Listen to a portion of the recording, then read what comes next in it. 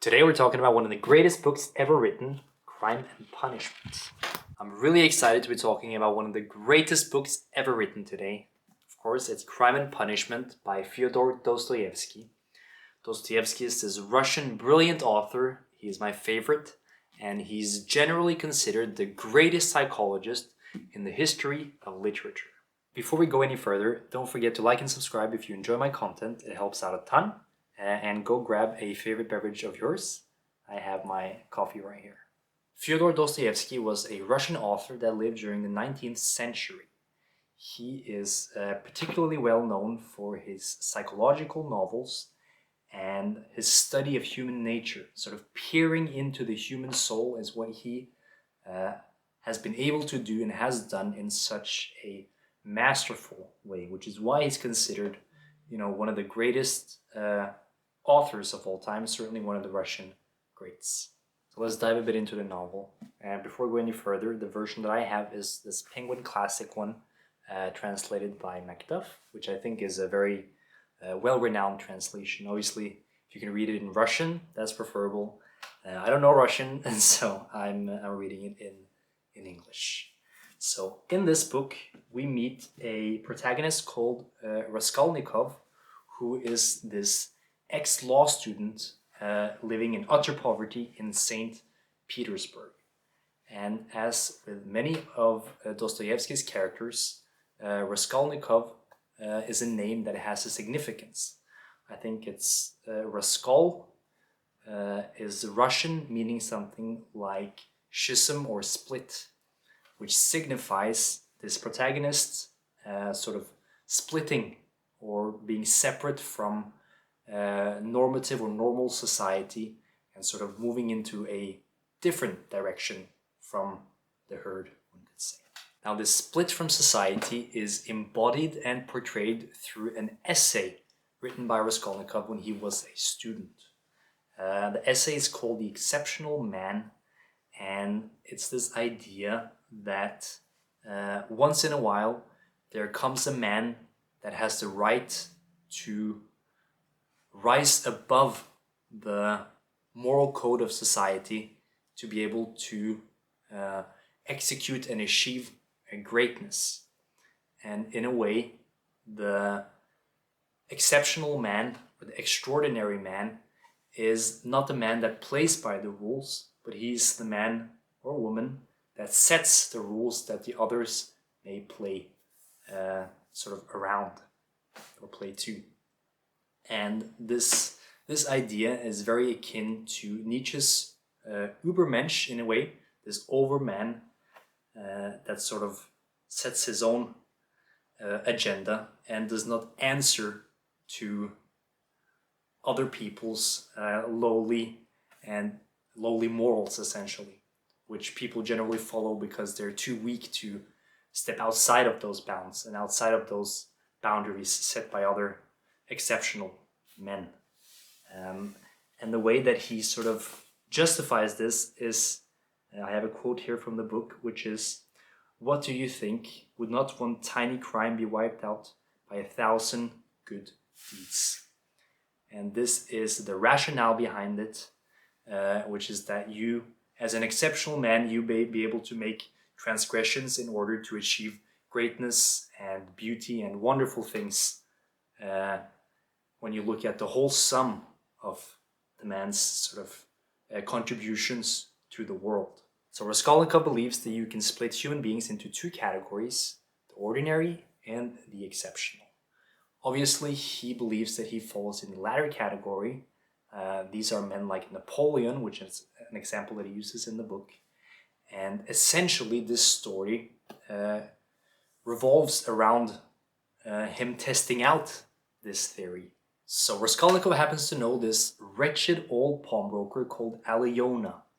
She's this rich, evil, abusive, just all-around horrible human being that he gotten into contact with because he was so poor and he needed to pawn some things off to be able to survive. And she sort of haggles the price and he basically gets nothing for the things that he owns either. And so he sort of comes to think, you know what? The world wouldn't be such a bad place without this woman here. She certainly doesn't seem like a net positive to the world. And moreover, if I actually kill this lady, then I could take all her resources and I could kickstart my own career. I could go back to law school, I could get a real job, for instance, in government, and I could make some real changes in the world. I could sort of do 1,000 different good deeds. And this is exactly what he plans out to do. And if he is indeed an exceptional man, then there shouldn't be any moral qualms about doing this. I mean, this should be just an easy thing. That should be no problem. Now, there's two things that ultimately makes him go through with this deed, I think. The first being that his sister gives him word that she's planning on marrying this relatively wealthy guy to be able to support him in part. But she says she's doing it out of love, etc. But he can tell that it is not because of that. And this man that wants to marry his sister is this also very shady and opportunistic guy that essentially sees this girl in an incredibly vulnerable position, and he wants to take advantage of that and essentially have a slave or have a woman that will do exactly what he says. And this angers Raskolnikov, obviously. The other thing is that he meets this guy in a bar, this spineless bastard, horrible guy that essentially squanders his family's money. He's a drunkard, he's a drunk, he drinks away everything. And inevitably, his daughter needs to prostitute herself, the only way that they can make some money. This woman called Sonia, his teenage daughter, I don't know if that's a woman, but and she makes some money, but he goes and squanders that money as well, drinking it up and leaving his family in just this horrible, horrible state. And I think there's this parallel where he essentially sees himself, or he sees his sister prostituting herself to be able to finance Raskolnikov's life, and this daughter, being the sweet daughter that she is, does what she can to support her family, needing to prostitute herself literally. And this is just too much for Raskolnikov. So then, in this awfully nervous state, he heads to the pawnbroker's home and he brings the first thing he can that he will be able to kill her with, which is an axe. He lures himself into the pawnbroker's home by saying he wants to pawn something, and he brutally murders her. And then onto the scene, surprisingly, wanders the pawnbroker's half-sister, which Raskolnikov inevitably needs to kill as well to be able to get away with it. And he manages to escape by the skin of his teeth, I think the figure of speech is. And there's this interesting detail here, I think, which is worth mentioning, which is that if you can justify killing one person by whatever means it is, then you can very easily justify killing another, or 10, or 1,000, or 1,000,000. And I think this is one of the ideas that Dostoevsky wants to convey, and that it's an incredibly slippery slope to sort of rise yourself above the moral code of a society. Now, as it turns out, it's not possible to kill two people brutally with an axe and not have any moral qualms about it, or feel any guilt or remorse or anything like that, which is, of course, what he would expect, as he thought he was in the second category. He was this exceptional man, but of course he was no Napoleon after all. And he has tremendous problems with dealing with the fact that he has done this gruesome and horrendous act. Apart from the characters that are mentioned, there is also Rasmukin, I think his name is, which is this student friend of Raskolnikov's that sort of helps him and ends up being sort of a beaming light for this young fellow throughout the book as well, supporting him and sort of being a real stand-up friend.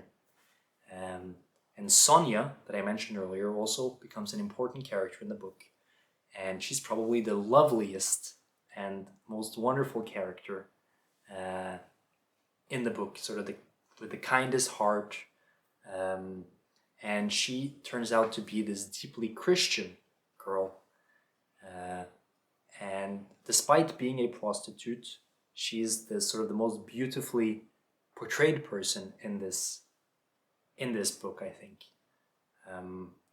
Well, because obviously she does the acts that she needs to do to be able to sustain her family, and Raskolnikov ends up falling in love with her, sort of seeing that this is the woman that he needs to go into the future with. Another character is Porfiry, who is the detective on the murder case, who has a lot of interactions with Raskolnikov and others throughout the book.